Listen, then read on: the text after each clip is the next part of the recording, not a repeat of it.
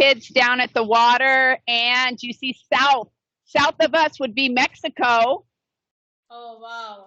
And then if you go to the north, then the north will be, and it's hard to see, but it would go all the way up to, of course, Alaska, but more remotely, Los Angeles would be north of us, Los Angeles, California.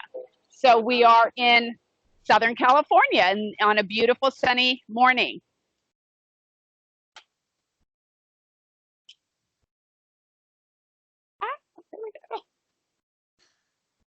So I want to talk about being connected to the ocean. We are all connected to an ocean. It doesn't matter where we live. So if you are in Russia, or you're in British Columbia, Canada, or in Southern California, you're still connected to an ocean somewhere. And so what we do, our positive human impacts or negative, happen wherever we are.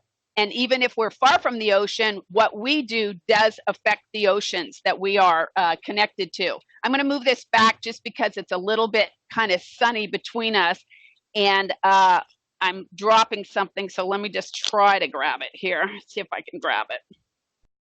Let's see. All righty. I don't know if it's going to work. We'll try it.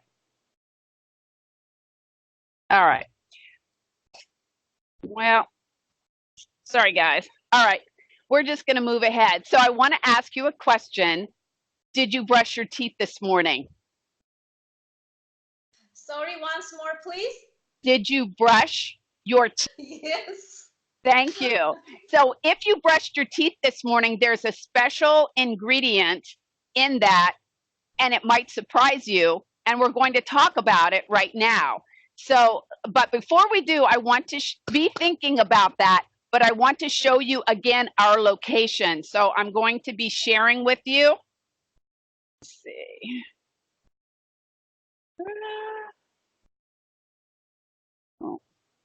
Such a gorgeous view behind you. Thank you. Yes, it is. And you look so great. Oh, thank you. Thank you. Okay, so you see our marine protected area. So now I want to show you where we're located. And let's go. Whoop. So right here, obviously, is the world, and you're going to see Russia on the right side of your screen. And then you're going to move to the left, and of course, that's the Western Hemisphere. And you see the North America, which is where we're located. And then if you go a little bit closer, zoom in to the United States, you'll see we are on the West Coast along the Pacific Ocean in California. And so we are in the southern part of California. Oh, excuse me. So we're in the southern part, and that is the San Diego County. So this is San Elijo State Beach campgrounds, and you are in the county of San Diego, which is part of California. So kind of just wanted to give you a little background. This is what a marine protected area, Swami's, this area right here looks like. And you'll see that there's a blue section here, and it says Swami's SMCA. That means it's a state marine coastal area. And this is protected by law. It was a law passed in 2012. And so there are things you can do and things you can't do. And we'll talk about that more. I also want to mention the lagoon, and you'll see it in purple. And you'll see the red circle. That is where the lagoon empties out to the ocean, and it's just south of us here. And so you'll understand that that is where the water from the watersheds that we talked about at the beginning drain out into the ocean. So it's fresh water draining out into the ocean. So now back to the question about your teeth. And there is a secret ingredient, and it is called kelp.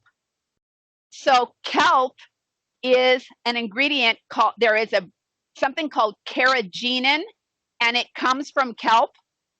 We use it in many of the foods that we eat, including toothpaste. and including cheese, chocolate milk, sushi.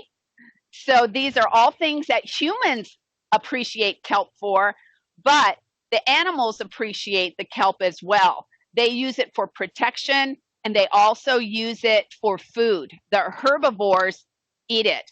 And so we're going to talk a little bit more about why the kelp actually needs help. So I always tell the kids, the kelp needs help. So we're going to move to the next slide. So these are juvenile fish. They're fish. The mom comes along. The fish lays the eggs. They go down to the bottom of the ocean, and then these juvenile fish will grow. But as they grow, they use the kelp forest for protection from predators like eels or larger fish, and even our marine mammals. And so they are using that kelp for protection. One is that over-harvesting, and over-harvesting really is a problem because the people take too much kelp for the humans, and then there's not enough kelp to grow for the animals and their needs. And the other reason is pollution, and that's where human impact, again, negatively in this case, affects the oceans. And that could be plastics that, like water bottles, that get thrown out or don't get put in the trash or recycled, and they end up in the ocean. It could be hazardous waste, things like old batteries, things like fingernail polish remover and so forth. Those things can get into the water system through the watershed and empty out into the ocean. And so these are reasons why the kelp needs help. And the MPAs are going to be the ones to help clean up the kelp. So now I want you to look at all of the MPAs along the coast of California, and you will see there are more than 120. And they are selected for different reasons. Swami's here was selected because, you know what, I'm going to come back to you for a minute. So Swami's was selected because of its different marine habitats, and I'll show you those in a minute. And it was also selected because of having different animal and plant life here that they wanted to protect. And one was the surf grass. You can see the surf grass? Perfect. So this is something that animals like sea turtles, giant sea turtles eat, and it's super important. And so this surf grass was one of the reasons that Swami's was selected. Okay. Any questions so far? Questions? Just a minute. Yes. Can hear you. Can you hear me? Yes. No questions, just so interesting that we are just listening. You know what? I just lost you.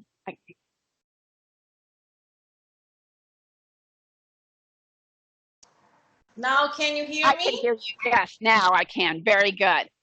Yes, it is very interesting. Well, we're going to go ahead and move on. We're talking about our marine protected areas. I told you there were more than 124, but they're not just in California, and they're not just in the United States. They're all over the world. The Galapagos down in South America, that has marine protected areas. Mexico has marine protected areas, and I'm 100% sure that there are marine protected areas all over the world, but we're just talking about the ones that are here today. So I'm gonna go back to sharing. Okay.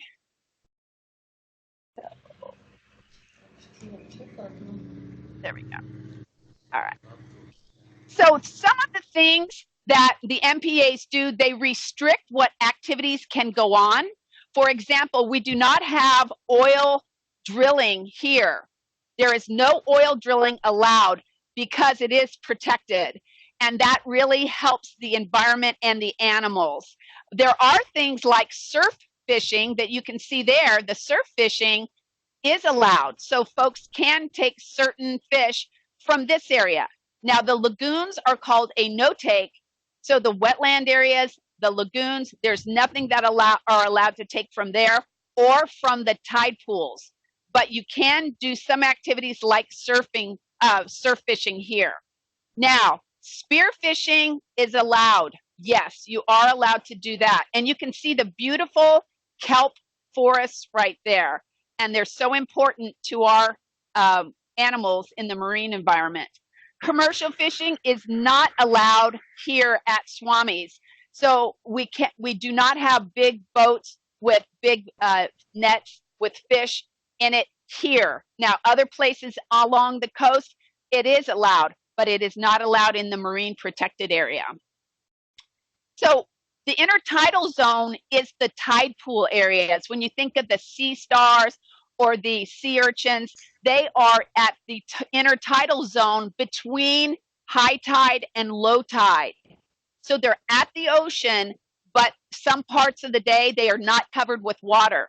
And that is called the intertidal zone. And we have a wonderful tide pools here, as we call them, tide pools. And that's another reason why Swami's was selected as an MPA, this particular area.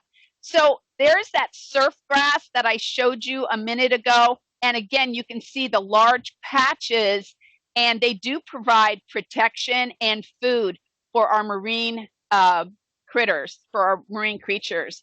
Now, here is a underwater view, and you'll see a fish here. Do either of you know the name of this fish? It's just a wild guess. So this Hello. fish is, yes, yes, I can hear you. Do you know the name of this fish? The name? Yes. It is very much like the goldfish, but I don't think it's a goldfish. That's a very good guess. It is called a Garibaldi, and it is our state fish. It's a symbol for California. And so this is a fish that benefits from the MPA. It is benefiting by being there all the time. It doesn't go out of the MPA, but stays in the MPA. Well, let me go back. So we have animals that go in and out of the MPA, and those are called, the animals that stay in the MPA are called direct benefit. That means the Garibaldi and other animals we'll see, they stay here. Usually the smaller animals, the creatures, or the mollusks, or the animals like that attach to rocks, they stay there. They don't go in and out. So they get a direct benefit. Now, the animals that go in and out, like our larger marine mammals, like our harbor seals or even the sharks, they will go in and out of the MPA, and they receive a indirect benefit. That word at the bottom of the screen, indirect, that means they come in and they go out. So this first fish is called a rock fish, and just knowing, and you're going to guess in a minute for you two, here is another question. Do you think this fish stays in the MPA, or does it go in and out of the MPA?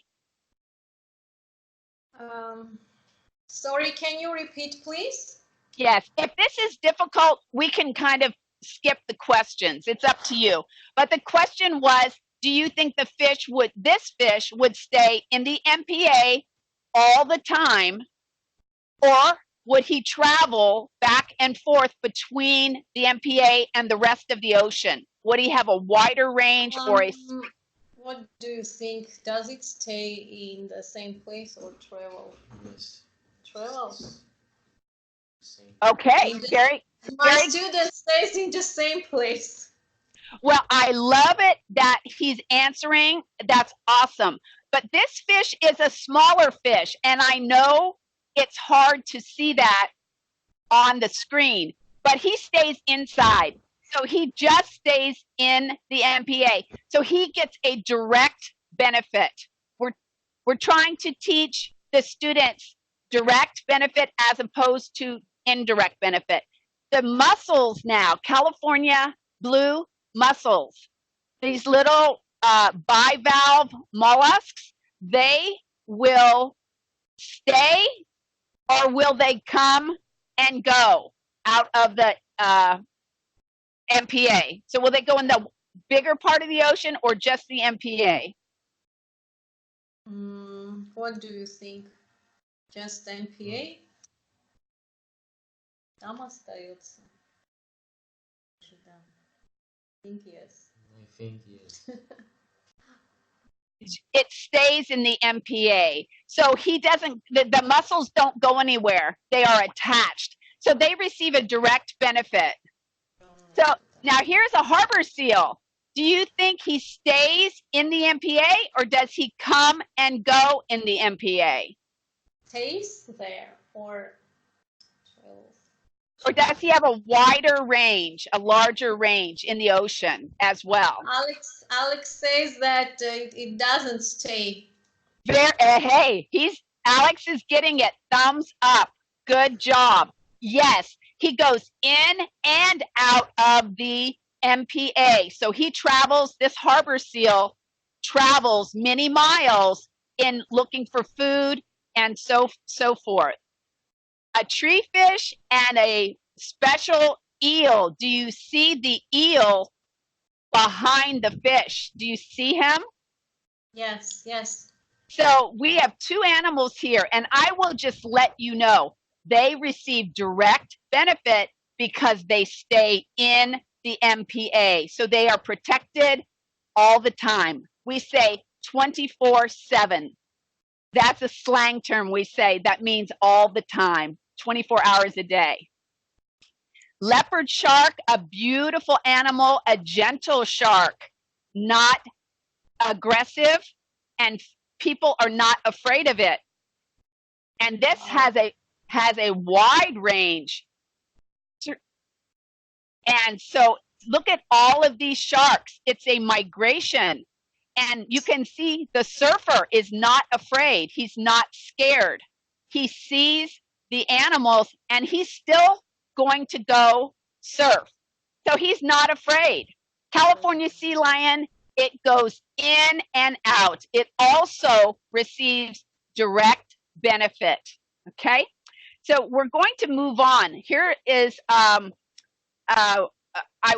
how do you think protecting the MPA helps the animals in the water, in the marine environment? How does protecting them help them? That's okay. Maybe it is about protecting and providing clean water thanks to plankton or something like that. Yes. So yes, plankton. I love that word, plankton. Absolutely. So the more benefits there are in the MPA, it spills over into the outer lying areas. So not just this little MPA, but the whole ocean. So I want to show you something. This is the ocean. This is the MPA. Here are the fish. So the mama fish has the babies, and here's the fish. So this is one generation of protection. Here's another generation. Here is, go ahead. Generation 3. So what do you think will happen generation after generation after generation when there is good benefits in the MPA? What will happen? What will happen? They will go outside the MPA and they have more generations. Very good. So this is that spillover effect. It's a scientific term, and it means this is benefiting, but as it goes on, it's benefiting the outer lying areas. Okay? Population is growing. Absolutely. It's growing. I love that. Awesome. So we have one more thing to show you today. We've been talking about the watershed and how we are connected to the MPAs through watersheds. And the watersheds are where we live. Most of us don't live right at the beach. You all live in Russia. Do you live near an ocean? No, we don't live near sea, no. The North Sea, okay. So you still are connected by what we do in our neighborhoods. And you talked about plastic bottles, trash, old batteries should not be put in the trash, things like that. So we as humans can positively impact our oceans, even if we live miles and miles from the ocean. And I want to show you something. We talked about the lagoon. It is a natural filter, F-I-L-T-E-R, a natural filter. And it cleans the water that has come from the inland areas. So I want to show you one demonstration.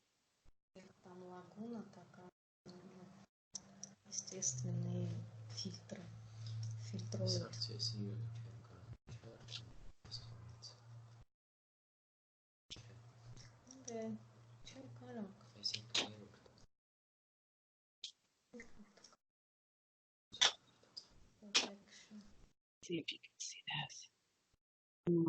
Can you see the table? Can you see this? Yes, okay. We can. Very good. So I need one more thing.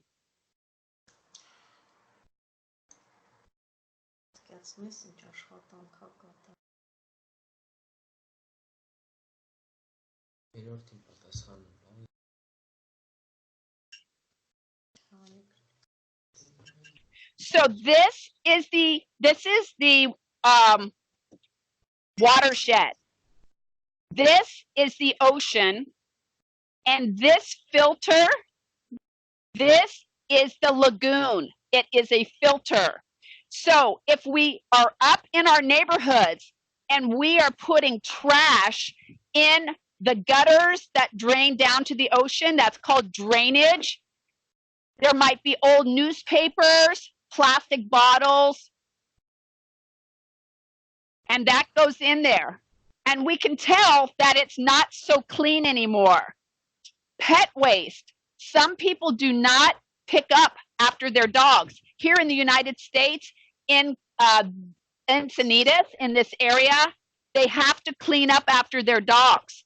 And so that dog has bacteria and it gets into the water. If we don't clean it up, it goes into the ocean and it's not healthy.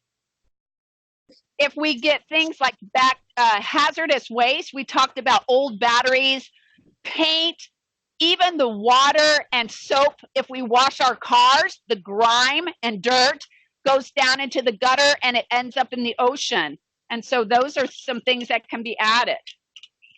So we know it's not clean anymore. It's going to be emptying through the watershed from the lagoon into the ocean. And so when it goes to the lagoon, let's get it mixed up a little bit. What do you think is going to happen? It's going to be cleaner, at least cleaner. And that is exactly right. We do this, yes, you're right, on the nose. That means that some of it will be clean naturally from the lagoon, but the lagoon can't clean it all. So what happens is some pollution still gets into the ocean. So we all, as humans, we all need to do our best to pick up trash. Don't use plastic straws. We don't like to use straws one time and throw them away. So don't use straws. Plastic bags, they're bad for the environment. So we like to use cloth bags that you can reuse over and over again. And sea turtles and other animals, they will bite a plastic bag thinking it's a jellyfish in the ocean, and they can get there, they die. So if they see that plastic bag in the ocean, the sea turtle will bite it and swallow it, and then it gets choked and it can die because of that plastic bag. So we want to keep all plastics out of the ocean. Go ahead.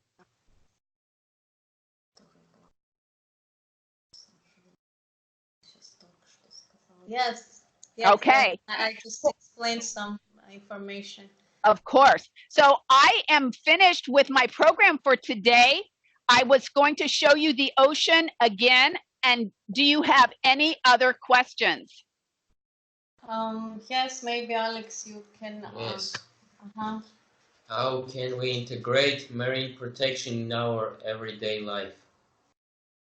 To go, well, okay, you don't live near the ocean, but even if they go to a park, they might see trash at the park, just out on the ground. And understand, that's not going to go away. It will float down into a river, into a stream, and it will end up in an ocean environment or a large body of water. So that trash that's in their neighborhoods and parks now, it will end up in the ocean. It will. And things like not using a plastic straw. Do you use plastic straws? Sometimes. Styrofoam is the worst. It cannot be recycled. So we don't want plastic coffee cups or styrofoam coffee cups. They will not biodegrade. We pick them up at the ocean all the time. When we do a beach cleanup, we pick up trash like straws, like plastic, little bits of plastic, little tiny pieces. That hurts the animals more than anything. Tiny. It's called microplastics. Microplastics. That's important. And maybe you all look up the Great Garbage Patch. Write that down, garbage patch. If you look in the internet, it is this huge island of plastic trash floating in the ocean. It is an island, the size of an island. Please show your students the Great Garbage Patch in the ocean. Google that. Look it up on Google and you will find all the plastic trash that accumulates and grows in the ocean. It's not good. That will help your students understand. Okay, so one last look. I have another program, but I'm going to show you one last look of Southern California.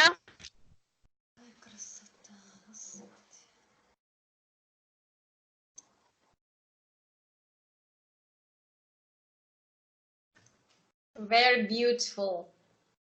It's okay.